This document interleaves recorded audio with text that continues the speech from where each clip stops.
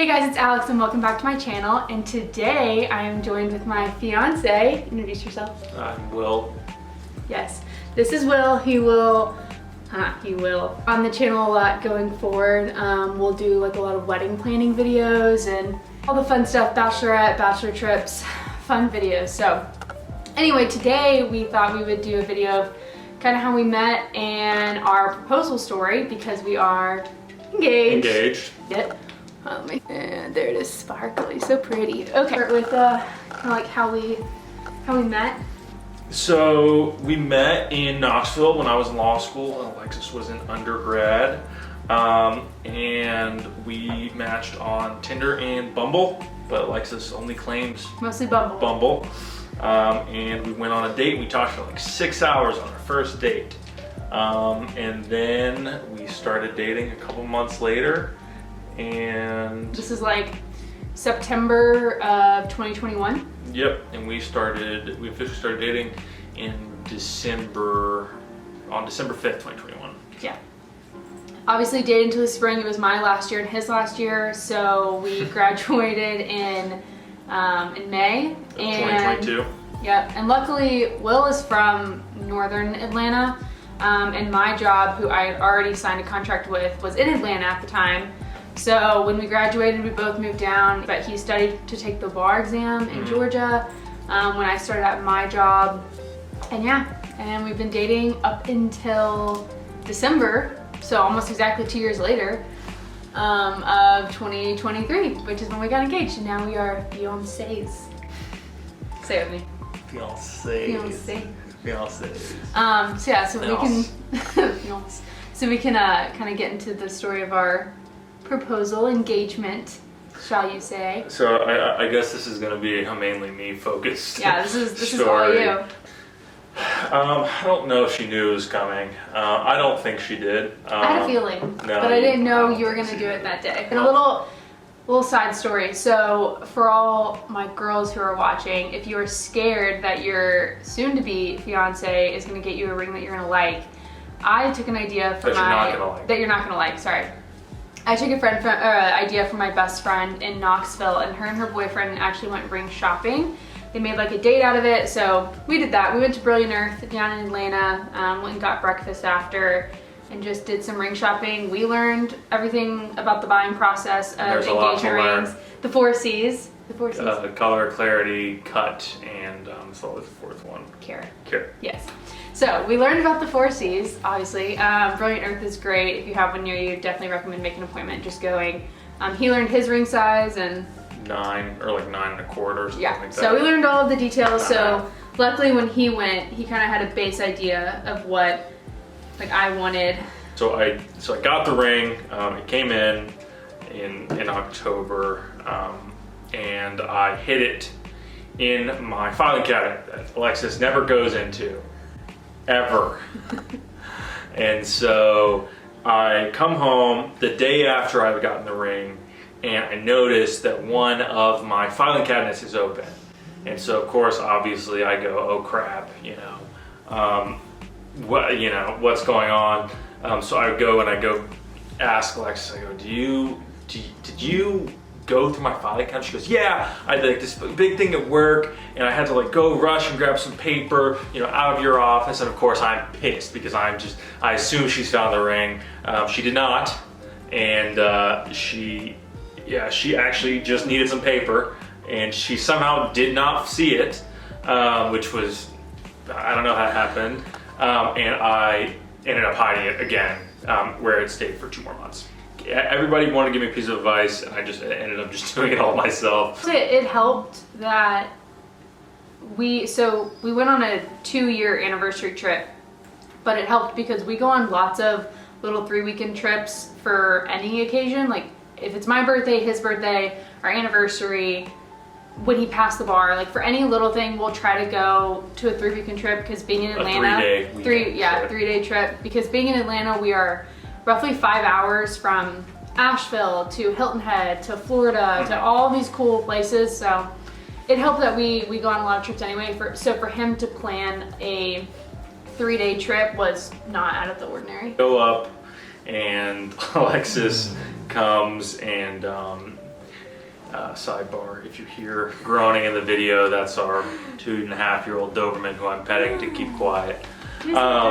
So, who comes down? No, you're gonna stay on the ground. Just stay on the ground. So anyway, so we go up and Alexis comes out and she's dressed in something similar to what she's wearing now, which is like a dress with like a skirt. It was supposed to be very, very cold on the mountain, and so I was trying not to be weird, but I went, oh, I don't think you should wear that skirt because I don't think you should wear that skirt because you know it's gonna be cold, blah blah blah. I was also thinking, like, for pictures and stuff, I'm not sure like how that would look or whatever, and so she was like, oh, okay. Well, in my mind, I was like, why can't I wear skirts? He said that we had some activity at 5. And I was like, is this activity in a way that I have to wear pants? He was like, yeah, let's go with that. Yeah, and that's what I said. Yes, let's go with that, as you can tell. And in my mind, I grew up riding horses, and I've been wanting to go horseback riding for so long. And he's never been on a horse, and it's my goal in life to get him on a horse. And so I'm like, oh my gosh, we're going horseback riding in like wine country. Yeah, she gaslit herself. Yeah, so I was like, okay, like I'll put on pants, and then I put on boots as well. Cause like, well, if we're going horseback riding, I have to have like a shoe with a heel and have to wear my boots. And so I went with my like Blundstones, I think, or something. So that's what my mind was at all days, that we were going horseback riding. Got up there after dropping Nick's, our Doberman, off, and we went to like Dahlonega, Georgia, which is a small little town in North Georgia. We ended up just walking around the shops. We, just looked at everything, got some great barbecue, and then we just went around to a couple wineries. The first one we went to Oh, wait, was... no. Don't skip the shop story. He keeps saying he's not nervous, which he wasn't. I wasn't really He wasn't nervous. acting like he was nervous. But we did go into a shop. It was almost like a self-owned REI kind of outfitters mountain store. And I was wearing just a long sleeve, but it was pretty chilly and I didn't bring a jacket. And so I was walking around downtown kind of cold, but not like freezing where I had to get a jacket. Anyway, we go into this REI store and we go into the back, and there's this, it was a Patagonia like Carhartt kind of jacket. Oh, this is so cute. Oh man, I don't need it, but I want it. And it was like $180. So more than a typical person would spend on just a jacket to buy on a whim. And he was like, well, you're cold. Here, let me get it for you. Here, no, give it to me. I'll buy it for you. And I was like, no, it's okay. Like, you don't need a $200 jacket.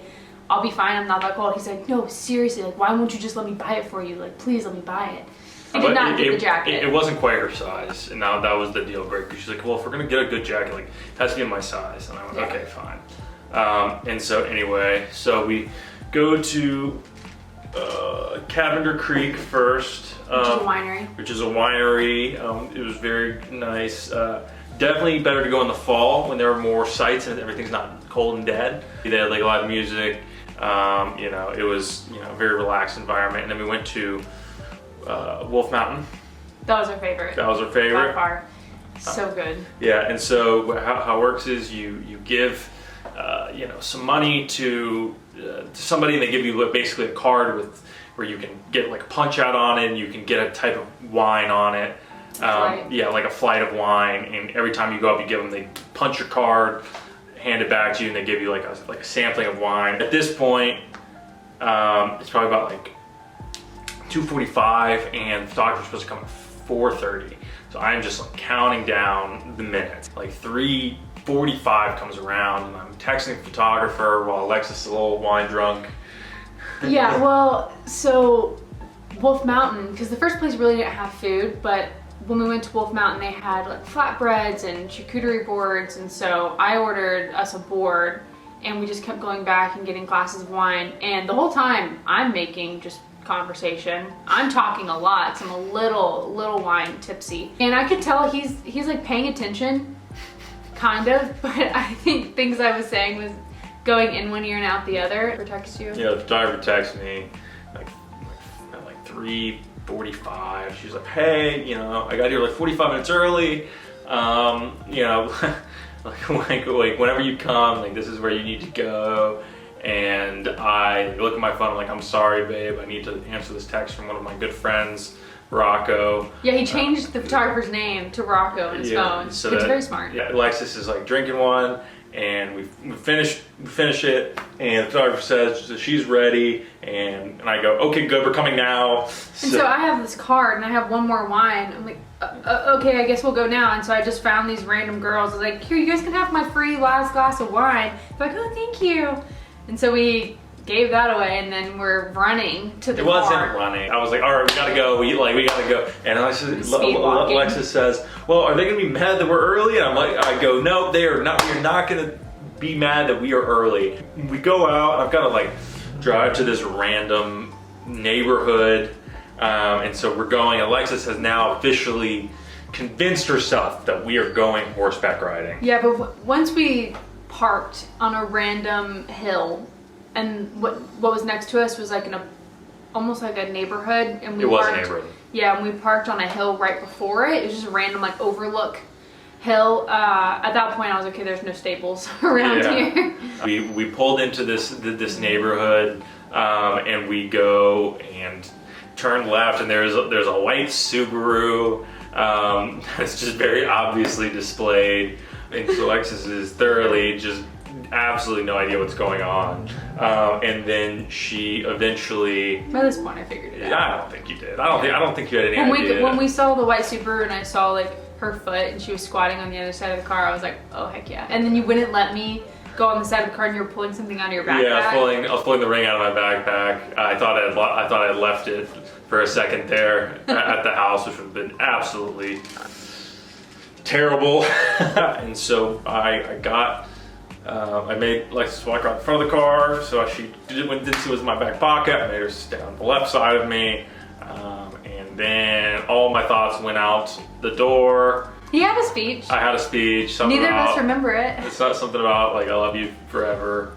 And then there was like an overlook, a bunch of trees and mountains in the background. We'll post pictures on the screen everywhere. Yeah, right there. God bless, right here, right there. Right there. Right there. I kind of like got down on one knee, and then Alexis didn't cry. I almost cried. You teared up a little bit. A little bit. Yeah, and I kind of felt bad because he got down on a knee, and I'm pretty sure you said, did you say my full name? I don't know. Oh yeah, we don't remember. Anyway, he said, right after, I was like, did you even ask me if I'll marry you, or did you just open the box? Apparently he did. I don't remember that. But anyway, he said, will you marry me? And I'm standing there just like shocked and smiling. And then in my head, I was like, oh, he's just sitting here. Yeah. I should probably say yes. I was down there for a good, cool 2 minutes waiting. Like 20 seconds maybe. But like yeah, I was like, oh my gosh, yes, of course. I think I said, of course. Yes, of course I'll marry you. Yeah. And yeah, I don't really remember anything after that. We just kind of took pictures. We took photos. God bless our photographer. God bless the photographer. I will have her Instagram linked below. She was great. You did good. Yep. You killed it. We went to Montaluce Winery and Restaurant afterward. We had some fantastic salmon. The best salmon. Called all of her friends. And family. And my family. He also was really sweet. He booked like a cabin kind of in North Georgia winery area. It was just really cute. Yeah. Yeah, dinner was amazing. We bought a bottle of wine from Montaluce. Unfortunately, they didn't have any wine, obviously, from 2023, which is what I wanted because it was the year we got engaged. But really love that winery. The food was so good. Yeah, 10 out of 10 experience. Would recommend. Yeah, I'm sure you would. So, ring details, I guess. It's a solitaire, oval cut. It's 14 karat white gold, or yellow gold. On the ring. Because I made gold jewelry girly. I love it. Yeah, so I used to always want like the prong to actually hold the diamond in place. I wanted those yellow gold as well, but his jeweler told him that the yellow gold can sometimes seep into the diamond and discolor it a little bit, so we got mixed metal. So my band is yellow gold and the prongs are the white gold. Yeah, I was very worried about that. It was like the one thing that wasn't up to specifications because on the jeweler's recommendation. And as soon as I have it, I said, okay, we can take it back, but you need to tell me so I can go call the jeweler and take it back. Yeah. And she decided against that. So. Yep. But you did good. So, well, that's our engagement proposal story. We'll have probably a lot of videos in the future of